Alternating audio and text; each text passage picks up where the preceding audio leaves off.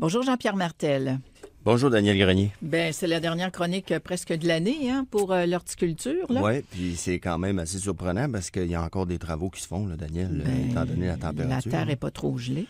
Oui, donc oui, il y a encore de l'actualité horticole dans l'air. Ce qui m'a été posé comme question cette semaine principalement, c'était par rapport aux rongeurs qui sont actifs. Bon, on a commencé à mettre les cônes, là, parce qu'il y a quand même eu du gel au sol, mais les rongeurs aiment ça. Hein? Mais il y a déjà eu des dommages sur des arbres par des mulots. Mulots, taupes, et aussi même il y a des gens là, qui ont eu des chevreuils qui sont passés dans le jardin, là, manger un petit peu de conifères. Oh. Donc, il y a des produits qui existent, il y a des répulsifs sur le marché qu'on peut utiliser. Les principaux connus, c'est le Plant Skid, le Scoot, ou il y a un nouveau aussi qui s'appelle le Bobex. Dépendamment, là, c'est tous des mélanges qu'on vaporise sur le feuillage qui goûtent très, très fort, là, qui éloignent vraiment là, ces rongeurs-là.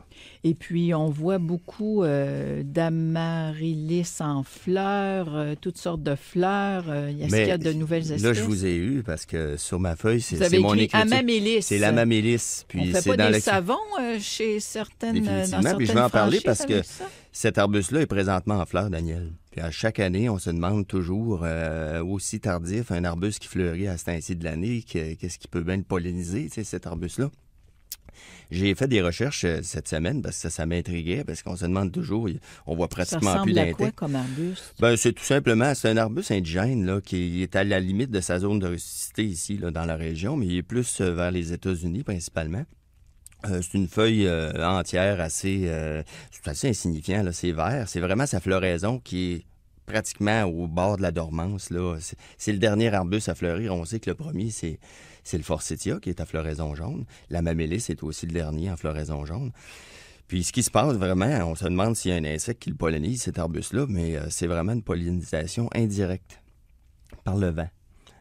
Qui fait que à ce temps-ci de l'année, là, les vents vont polliniser, puis il va y avoir une production de graines la saison suivante. Est-ce qu'il y a des fruits pour les oiseaux l'hiver? C'est des drupes, c'est des petites, c'est des capsules. Là. C'est pas un fruit, c'est pas une bille, là, par exemple. Mais est-ce que c'est intéressant comme arbuste? Oui, il est utilisé vraiment, là, je dirais plus en fond de cour ou en sous-bois. Là, c'est assez intéressant. Vraiment pas de maladie ni d'insectes. Là, puis à ce temps-ci de l'année, en sous-bois, il y a plus grand feuillage, alors il y a la lumière. Ça peut faire, tu sais, c'est quand même intéressant d'avoir un petit peu de floraison à ce temps-ci de l'année. Puis, il faut qu'on vérifie bien. Les gens achètent des poinsettias, des pins de Norfolk, toutes ces plantes du temps des fêtes parce qu'on peut ramener des insectes à la maison. Puis ça, je le répète à chaque année. Puis je suis encore allé la semaine dernière là, dans des grandes surfaces. Puis moi, on bouge toujours. Je me promène dans les rayons. Puis il faut brasser un petit peu les plantes puis observer là, parce que j'ai vu à des endroits qui avaient beaucoup d'aleurodes, les fameuses mouches blanches.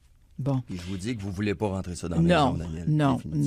Les sapins, les arbres, les épinettes, tout ça, les pins, les fameux, ça, c'est arrivé sur le marché.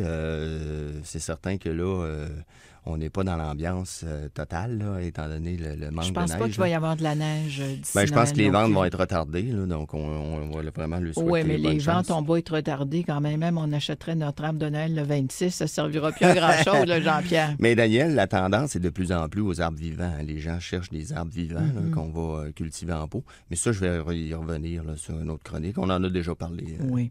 Puis on peut encore épandre du compost dans les plates-bandes. Hein? C'est des travaux qu'on a fait cette semaine. Donc, c'est encore le temps de le faire. C'est surprenant.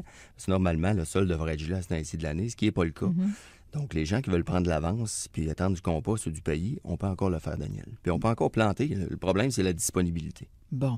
Et tout à l'heure, moi, j'invite les auditeurs, auditrices à vous appeler au 613-288-6100. 613-288-6100. C'est vraiment la dernière occasion de le faire parce que vous n'êtes pas là la semaine prochaine. Et le 19, ça va être une émission spéciale puisque ce sera la dernière émission des Divines Tentations. Alors là, il n'y aura pas nécessairement les appels des auditeurs. Mais ils pourront nous appeler.